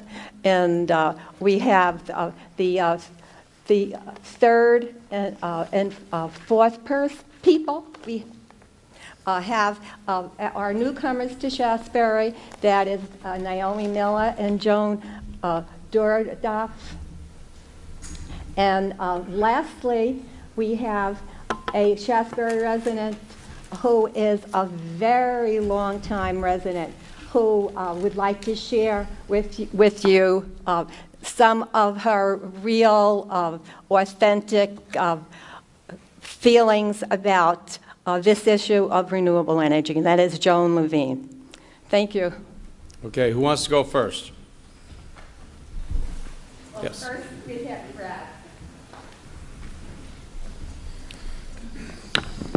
Brad. Brad Peacock. My past 12 years farming here in Shaftsbury have been some of the most fulfilling of my life. Farming has taught me patience and just how unpredictable growing food can be, especially when it comes to weather. Growing up here and working the land, I have been on the front lines of climate change, which continues to have real-life consequences, not only for my livelihood, but also for the future of our economy. We all have experienced the change in weather patterns from predictable to more extreme. According to the U.S. Global Change Research Program, Vermont is already seeing a 25% increase in severe precipitation events and is warming faster in winter than any other area in the U.S. I have witnessed this from the erosion in our fields to the insects and diseases that have exploded over this past decade, making it harder and harder to farm without the use of fungicides and pesticides. For the second year in a row, we had to till under our entire crop of Brussels sprouts due to an aphid infestation that would have been unheard of 5 years ago. Because of the warmer than normal fall, our entire late season broccoli planting went past before we could harvest it to give out to our CSA members. Furthermore, we have stopped growing raspberries because of a new species of fruit fly that lays its eggs inside the fruit and ruins the berries when hatched. Again, this species did not exist in Vermont just 5 years ago. And the fear for many farmers and researchers is the blueberries may be the next crop to suffer the same fate. These are just a few examples of the consequences the agricultural sector is facing due to climate change. Those of us who work outside and are active in the outdoors know one of our greatest health threats in Vermont is from tick-borne diseases. When I was a kid, I used to spend hours outside playing and hunting and never had to worry about being bitten by a tick. Now, every time we walk out the door and into our fields or woods, there is a fear of contracting Lyme disease or worse. Almost every person I know has fallen sick with some tick-borne illness, including myself, and this is the beginning to seriously affect how we interact with our environment. Outdoor tourism and local food systems are an integral part of the Vermont economy, and both are being threatened by the enormous challenges we face with a rapidly changing climate. Climate change is real, and we must do everything within our power to combat the effects of it here on the local level, as well as state, country, and worldwide. Acknowledging it exists so we can help stop and reverse the effects is imperative to our survival as a species. There is no planet B. To continue this path of inaction is not only dangerous to our local and state economy, it is a risk to our national security, infrastructure, future generations, and is an abdication of our responsibility and leadership as the adults in the world. As part of this community, who will hopefully be here in 40 years, I do not want your kids, grandkids, or my nephew to ask why we didn't do something when we had the opportunity to make a difference. Why, in the face of overwhelming evidence, we stood idly by and watched the slow destruction of our planet while having the resources and knowledge to change course before it was too late. Please support this important resolution for all generations. Let us come together as the adults in the room and be proud that we stood up and, in the very least, moved our town forward together. Thank you. Who's next?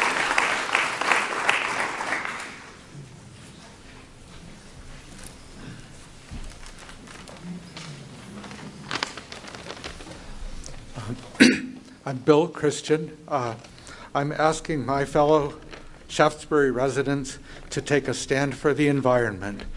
Tonight, the ballot, the 350 ballot, with the 350 ballot, we can join with dozens of other Vermont towns and send a message and a pledge that we will stand and protect our one and only world. We'll do that by adding renewable power, not by adding natural gas pipelines and power plants and other fossil fuel facilities. We'll do it by meeting periodic goals, since we know what can happen when there's just a single deadline at the very last minute. And we'll do it in a way that's fair to all.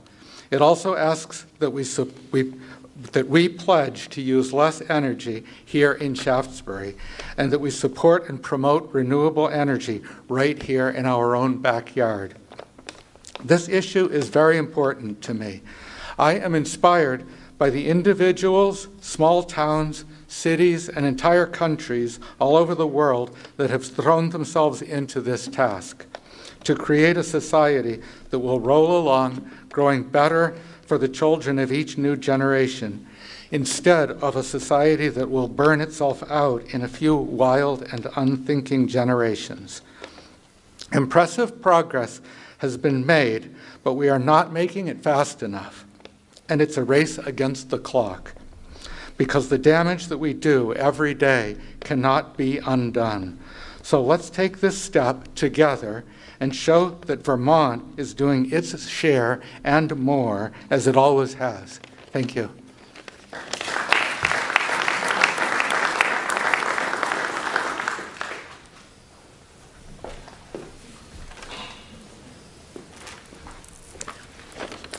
Hi, I'm Joan Dornhofer, and I've been in Shaftsbury about a year now, having left the town of Wawayanda in southern New York State due to fracked gas burning power plant being put up 3 miles from our house, and due to the pipeline and compressor station that was put up with it. We were more than 30 years in our house, and we had planned to age in place. Wawayanda is a working class area. Most people work 2 or 3 jobs, are busy raising kids, have some long commutes. Some are busy farming, as it's the famous black dirt region of the Hudson Valley, where onions come from. People are busy. They feel like they don't have time to find out what's going on in their town, and there's no annual meeting such as this. Like our neighbors, we didn't know that the gas infrastructure was being planned for our town. We grew our gardens. We gradually renovated our old farmhouse. Then in January 2015, I read a flyer about the power plant in the local school where I worked. It was talking about a rally against something called CPV.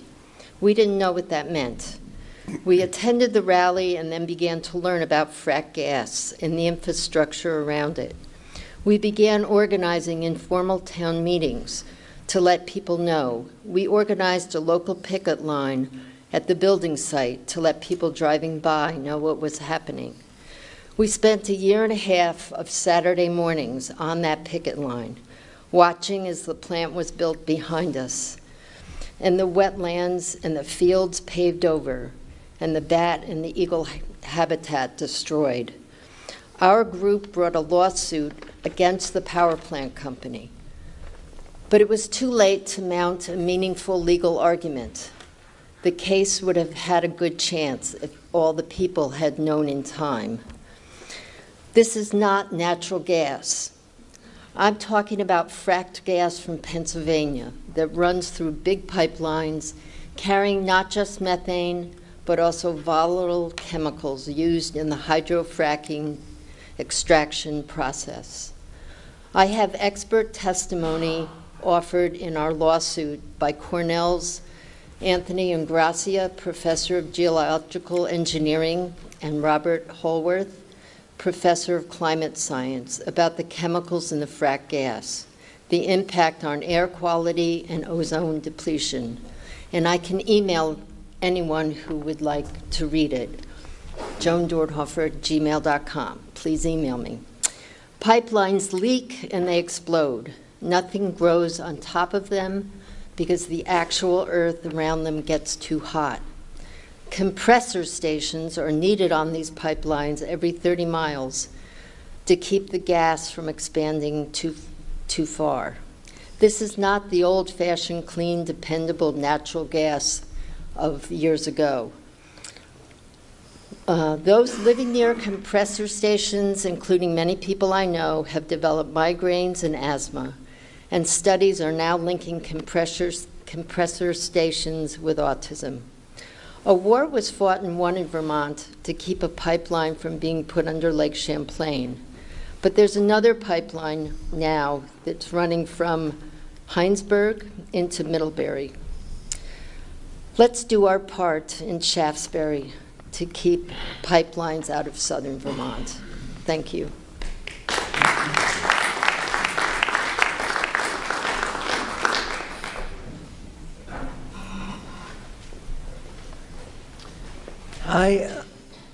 I'm Naomi Miller, live in Shaftsbury, and I came here with Joan in 2016. We wouldn't presume to speak as such newcomers at a town meeting if we didn't have personal experience with this issue, and it is very painful personal experience.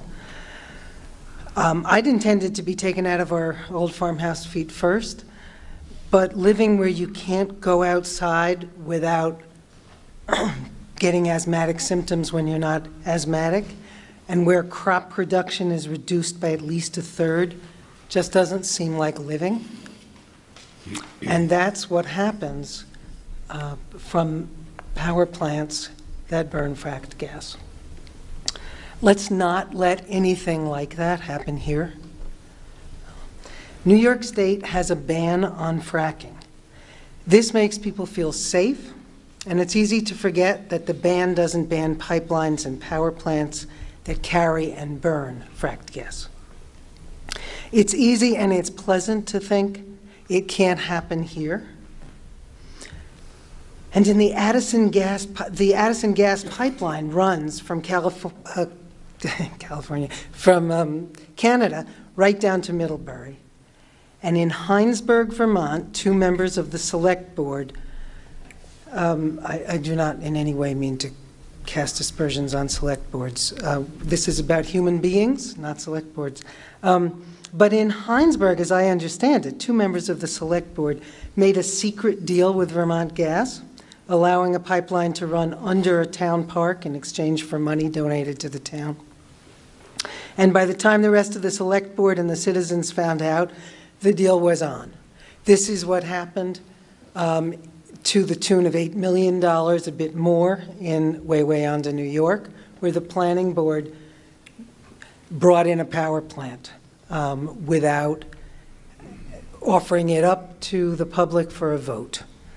And they got $8 million, which covered 1 year of the school budget.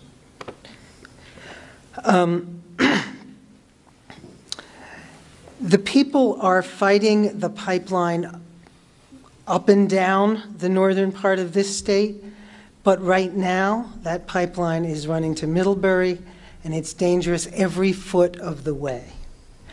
Next up on its line is the 3rd phase that would run from Middlebury to Rutland. They're working on that right now.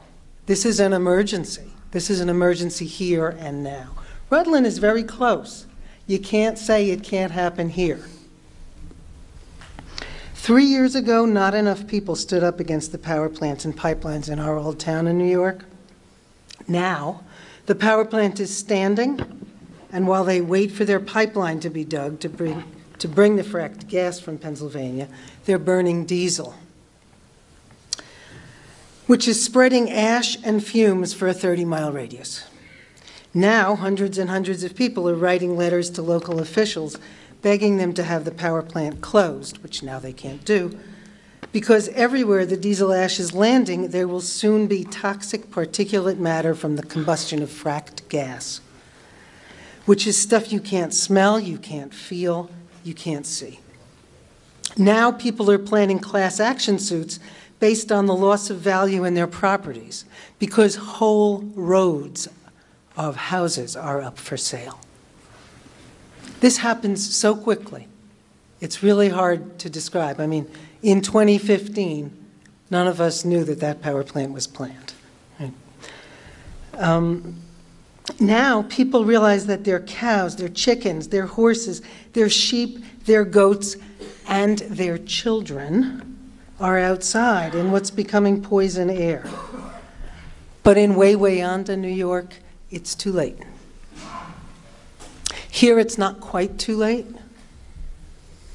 In Wayanda and in Heinsberg, no one had a chance to vote on whether pipelines and power plants came into their towns. But here we have a chance to vote on it, and I hope you won't all let that chance go by. The pipeline that was proposed for under Lake Champlain was defeated, but there are all these other proposals in the works, including a power plant, much like the one we are closely attuned to, that they hope to put in Keene, New Hampshire. That would be fed, perhaps, by the Northeast Direct Pipeline that they've been trying to put through Massachusetts, which would run right along the border with Vermont. So we would be here, right between the Northeast the Northeast Direct and the Addison Pipeline. People have a hard time believing that corporations would do something that might have a harmful effect. But here, I'm trusting everyone knows what happened to the water in Bennington and North Bennington and Hoosick Falls because of the Teflon plant. I'm hoping that it's not like Wayanda, New York. In Wayanda, New York, a town official told me she knew the power plant would be safe because it was being put in by a company that puts up power plants around the world, so they must know what they're doing. I said they might not care if the power plants hurt people as long as they make money. And she said something that will never leave my consciousness. She said, if I thought corporations would do things that were going to endanger us, I wouldn't be able to get out of bed in the morning. Now, I mean, you can think of it as funny, but it's very understandable, right? That it's very, very hard to bear this fact. Corporations are very powerful. They buy off town planning boards in New York, and they buy off select boards in Vermont. And they don't care about us. We have to protect ourselves. And the resolution coming up tomorrow is a simple and direct way to start doing that. Thank you very much. Thank you. We have one more. The resolution she was, go ahead. The resolution she was referring to is actually Article 1, which is a ballot article tomorrow. 7. Sorry, go ahead. I'm Joan Levine, and I've lived in the North Bennington Shaftsbury community since 1949. I just am here to ask that you listen to what's been said tonight and truly think about it. I thought about my life, and it's been almost entirely centered around the children of these communities. I've been Girl Scout leader from brownies through seniors. I assisted Avis Whitman in the 4-H for many happy years. I was head of the Jiffy Ski program, transportation for Miss Corcoran. I was head of the PTA. I had president of the Girl Scouts. I don't know anything I didn't do. If they needed a volunteer, I was there. And all I'm asking is for you to think about the beautiful children that we have. And I also was on the school board for 15 years representing Shaftsbury, and I also was with the vocational board for 24 and a half years. I really love children, and I think they are our treasure. And this is real. My business was as a human resource manager in 3 plants in Bennington. We closed 2 of them. I worked with the late Gene Audie as a volunteer for the state of Vermont, closing Johnson Controls. You can't believe what corporations can and will do. And you have the future of our children in your hands. I'm going to be 90 in September, and there isn't much more I can do, but you can, please.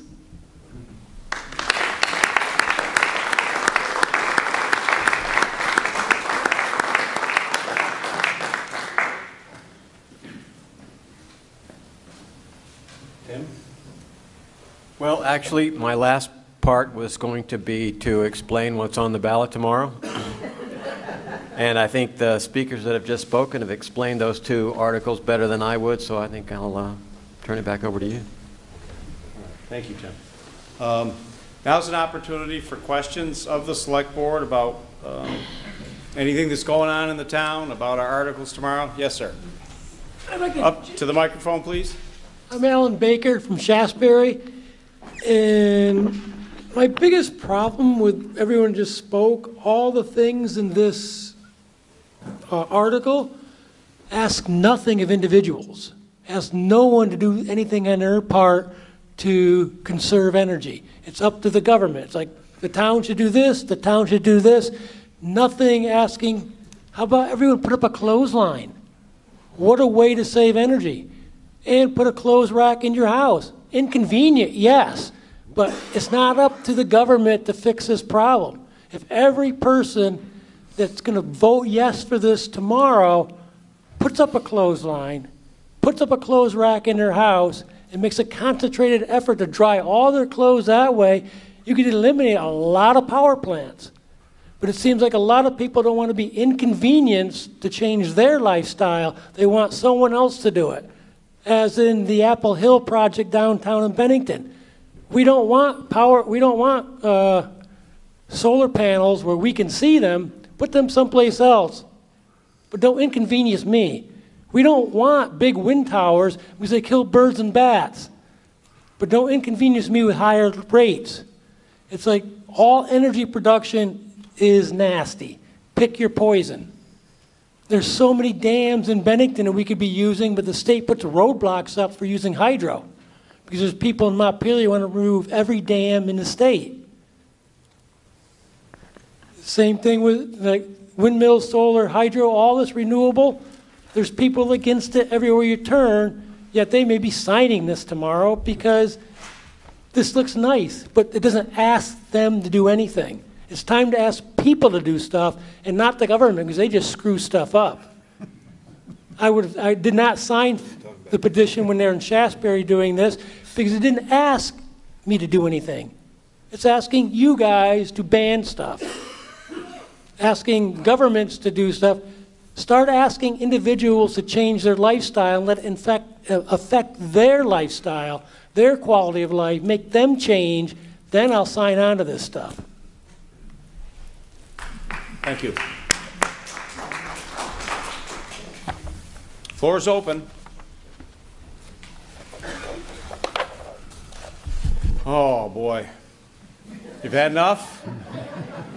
I can't do anything unless I get a motion to adjourn. Motion's been made, seconded.